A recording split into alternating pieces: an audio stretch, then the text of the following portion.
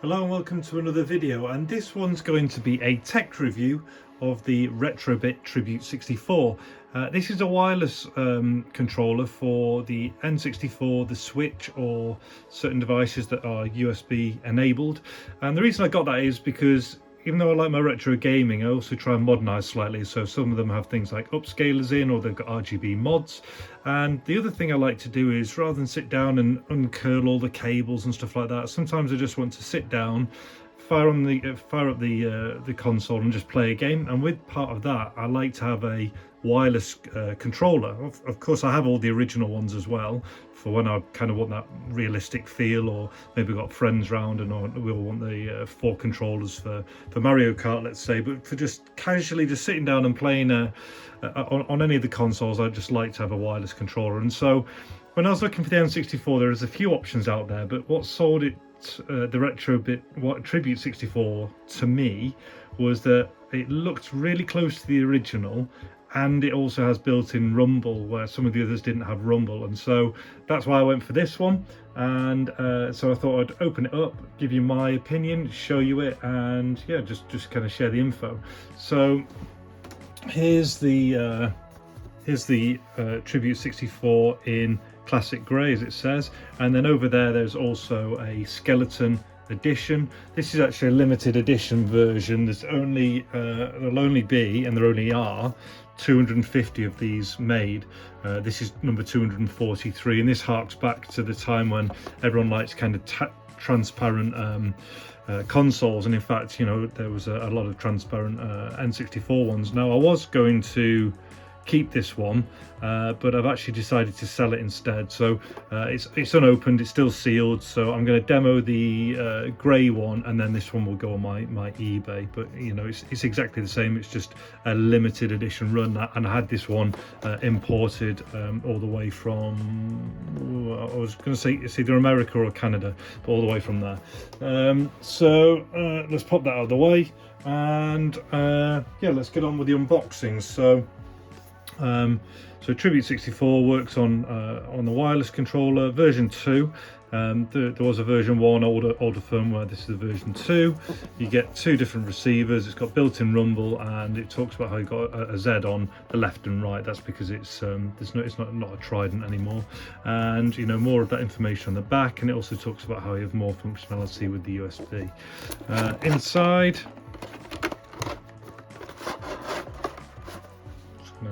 we'll go down here. Inside there is the USB Type C to charge the wireless controller. The charging port's at the top. There is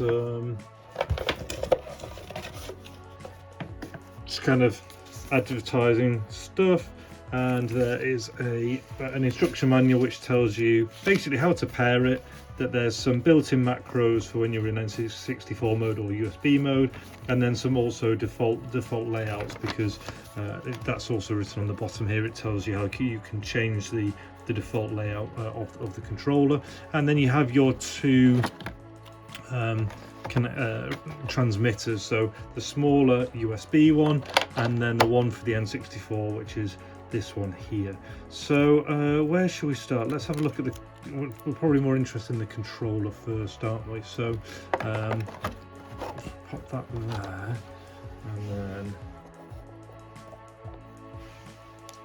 bring the original down. So first things first, I think they've done an absolutely brilliant job of making the color and the vibe look like the original, and that's really what I like. So the C buttons are nice and crisp. They have a little bit more travel, I would suggest, than the original, but they're nice to use.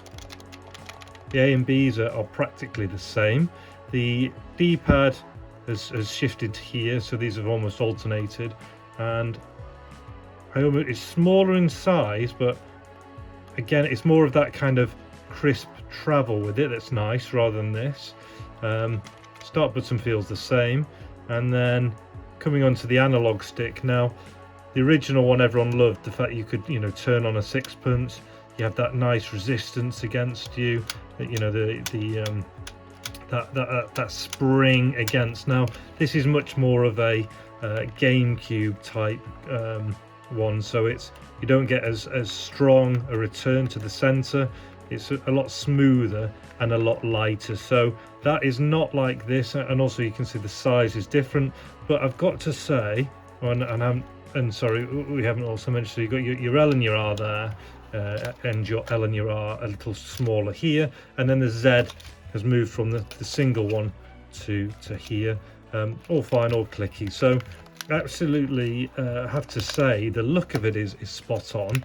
It's comfortable in the hands, and it all feels really nice. Even the buttons almost feel better. That is familiar to me because I do have a GameCube controller, but it certainly is different to that resistance of this one here, but we'll see how it plays. Now, in terms of its functionality, so you can essentially see what they've done is on the back you would have been able to have both memory and rumble in your controller. Now you've got your built-in rumble, and it's a touch milder because obviously you're working off a battery rather than being powered. Or while we say that, the rumbles did have battery packs inside. It's a little milder, I'd suggest, but what they've basically done is take this section off and turn it into the transmitter. So here you can see the transmitter, and it says please remove before use.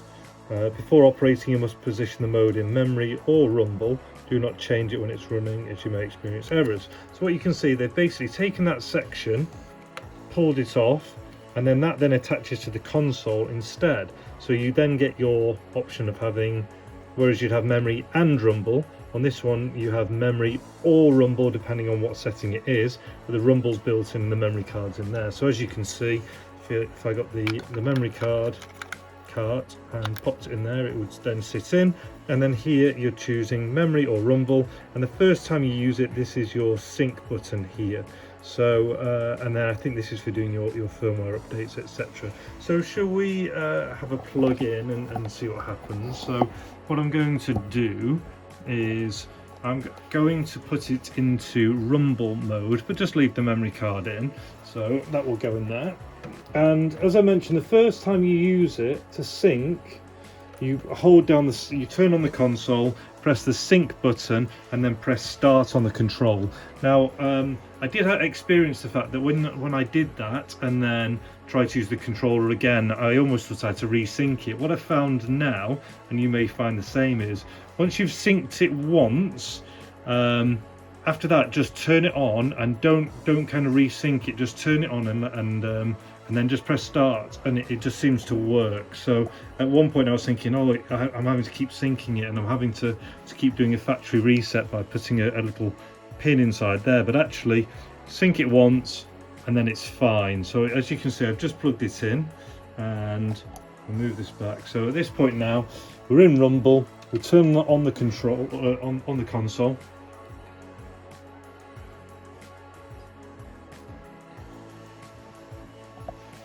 Game's loaded, and then all I'm going to do now is press start,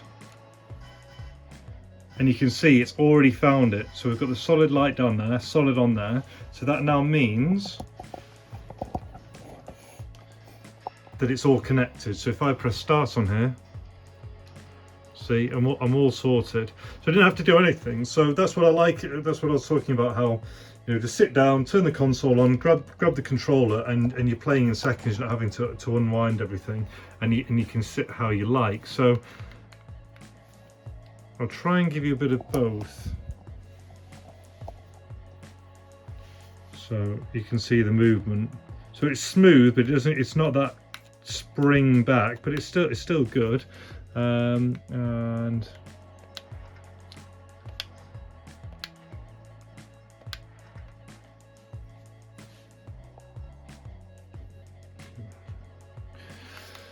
so here's the movement, and in we go.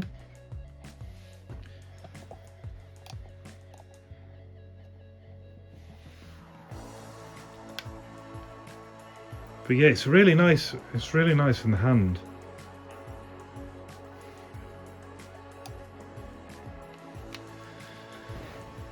So obviously you've got your direction buttons still all work. You know, looking up and down, left and right. Movement, it's all good. And then the weird thing to get used to is the fact that your trigger is now left and right, and then you've got your aim as before. So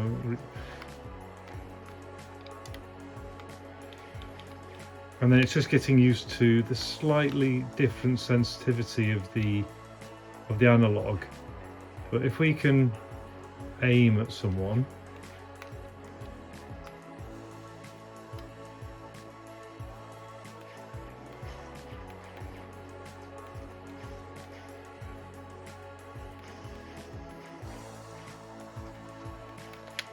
I mean, this just could because I'm not the best at GoldenEye. Would be quite good to get the sniper rifle, wouldn't it? And then we'll have a look at that. So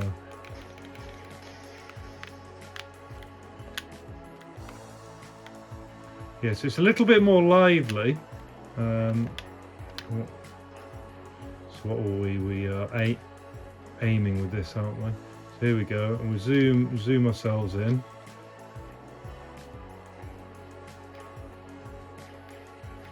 So you can see it's certainly usable. And then one thing that I do know you can do, oh, it's coming for us.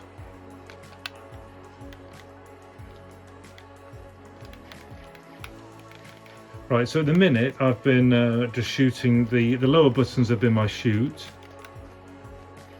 and my upper ones have been aim. What you can do, if I pause it as per the manual, if you hold the two down together, so if I hold these two down, it's better to just do it when you're kind of in the start menu or whatever, for 5 seconds,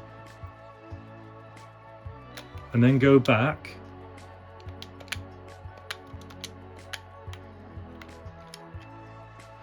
You'll now see that on this side, that is now aim, whereas the other side shoot, and that's now shoot, and that side's aim. So what you can do is you can set it up, the Z, how you like. So maybe you like this being your trigger, and maybe you like this being your aim, so rather than having the bottom one. So what you could do is, if I do it the other way, so if I 1, 2, 3, 4, 5, reset that, and then go 1, 2, 3, 4, 5, and then let go.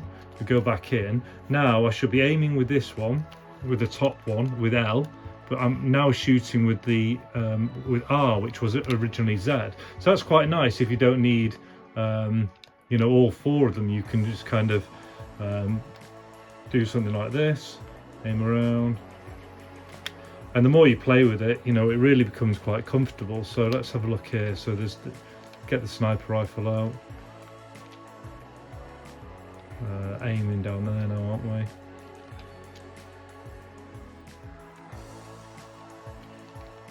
Can't zoom in anymore, and then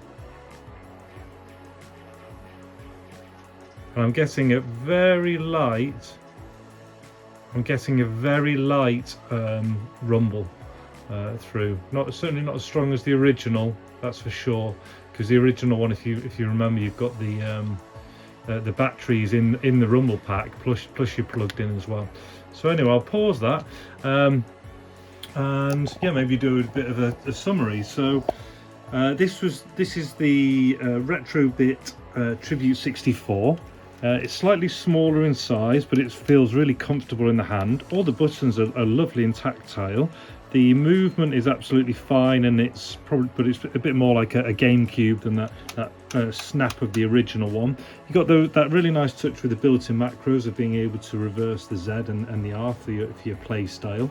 It's got rumble built in, a little bit lighter than the normal one, and your memory card is then in there. So if you were in a game where you needed to save more, you'd have to have that set up to memory before you turned it on, and you will lose the rumble. But for those games where you're not too fussed about using the memory card, you can just have the rumble setting, and you have the USB to charge it up, and the other transmitter as well to use with USB. But I've got to say, I'm actually really happy with this controller, and it's certainly going to sit there as the one I just grab and play.